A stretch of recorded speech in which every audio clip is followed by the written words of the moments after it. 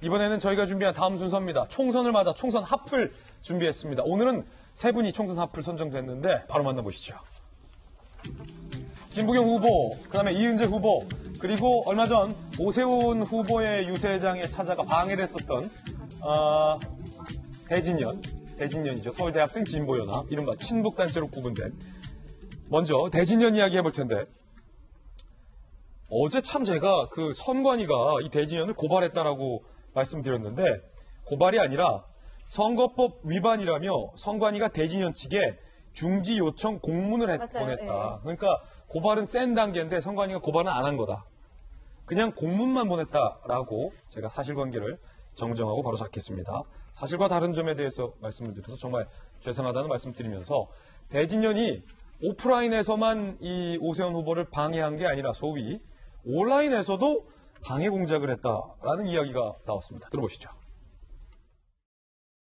현장에 도착한 경찰들이 가만히 서서 지켜만 보는 겁니다. 그중에 책임자로 보이는 분을 붙들고 거의 애원조로 부탁을 드려도 꿈쩍도 하지 않고 현장에 와 있는 경찰들이 무슨 죄가 있겠나. 엄격한 지시가 내려오지 않고서 어떻게 저렇게 수수방관할 수 있겠나. 오세훈 후보는 이렇게 피해를 호소했고, 이 대진년 측은 오세훈 잡으러 유튜브로 가자. 그러니까 오세훈 후보의 유튜브 선거운동도 방해하자라는 홍보글도 올렸던 게 드러났습니다. 자, 요거거든요. 오세훈 TV 라이브 언제 한대? 오세훈 잡으러 갈 참가자를 모집한다. 사실은 이 표현이요, 좀 질이 좋지는 않아요. 누구를 잡으러 갈 참가자. 아니, 친북단체인 대진년이 왜 이렇게 이번 선거판에 끼어들어서 선거를 혼탁하게 만드는지 저로서는 도저히 이해가 되지 않습니다만, 오세훈 후보뿐만 아니라 뭐 나경원 후보 등등도 선거 방해 공작에 시달리고 있다는 얘기도 나오고 있고, 그리고 실제 오세훈 후보가 이렇게 유튜브로 온라인 선거 운동을 할 때 이른바 대진년 측으로 보이는 이렇게 댓글마다 그래서 120만 원이요? 120만 원이요? 120만 원 이렇게 방해를 하는, 저것은 모집을 해서 사전에 의도를 가지고 댓글을 남기는 거기 때문에 이게 정당한 댓글 활동으로 보기 힘들다라는 게 대체적인 겁니다. 정익준 변호사님, 네네. 일각에서는 아니 대진년 측에서는 우리가 정상적인 댓글 남긴 건데 그게 뭐가 문제냐라고 반론을 펼칠 수도 있겠습니다만 어떻습니까? 일단은 선거는 어제도 말씀을 드렸지만은 우리나라를 이끌어갈 사람을 국민들이 뽑는 절차거든요. 그 다음에 이건 일반적인 이야기고, 사실 제가 선거 해보진 않았지만 이건 오로아 나싱 게임이에요. 예. 치열할 수밖에 없다고요. 그렇기 때문에 이러한 여러 가지 것들을 봐가지고 공직선거법에 여러 가지 행위를 갖다 범죄로 규정하고 있는데, 대표적인 게 뭐냐면 선거의 자유방해죄거든요.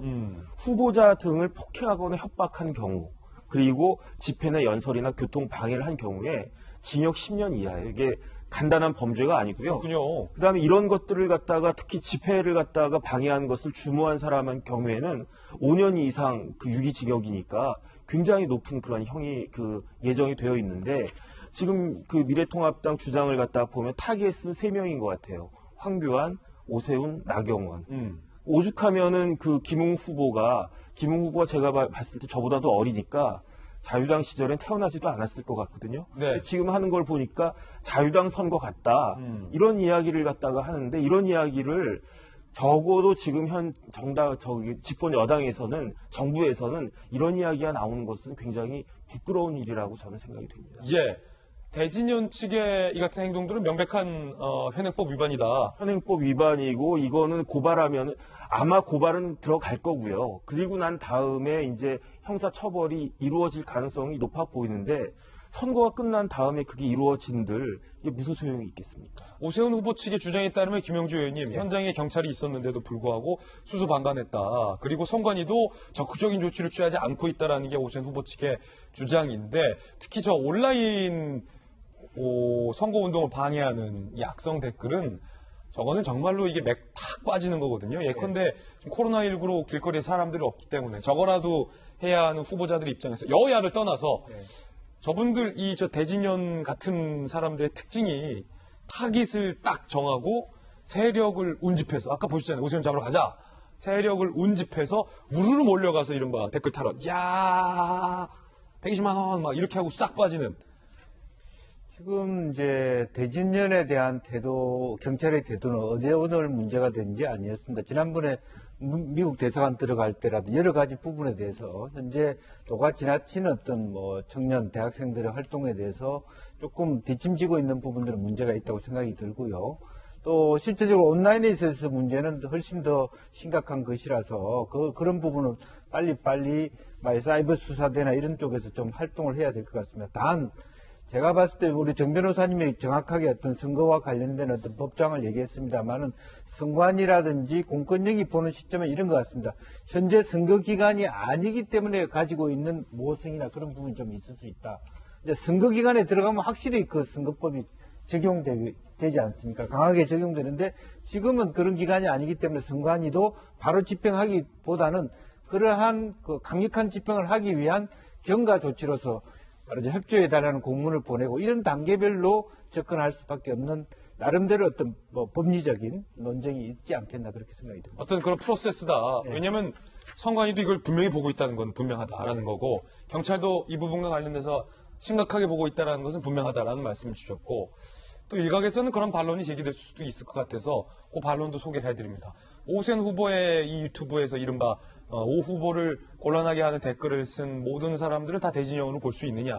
그렇기 때문에 대진연으로 추정되는 댓글이다라고 말해야 된다라는 어떤 일각의 반론에 대해서도 소개를 해드리고 또 그 말이 일정 정도 좀 타당할 것 같다는 생각도 듭니다. 미래통합당에서는 이렇게 이야기를 했습니다. 들어보시죠. 등으로 우리 후보자들이 신변의 위험마저 느끼고 있고요. 정상적인 홍보 활동을 지금 할 수 없는 상황입니다. 이 선거 방해 행위를 그냥 묵과한다면 어떻게 선거를 제대로 치를 수 있겠습니까?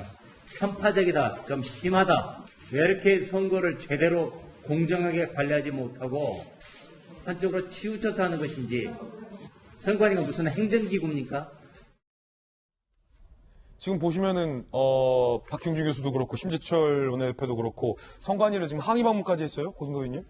어떻게 보면은 좀 미온적인 대응을 하고 있는 것은 뭐 부인할 수 없을 것 같아요. 다만 특정 후보를 뭐 도와주려고 또는 안 되게 하려고 뭐 그런 의도로 선관위가 뭐 미온적인 태도를 가지고 있다 그렇게 생각하지는 않는데요. 조금 적극적인 자세는 필요한 것 같고요.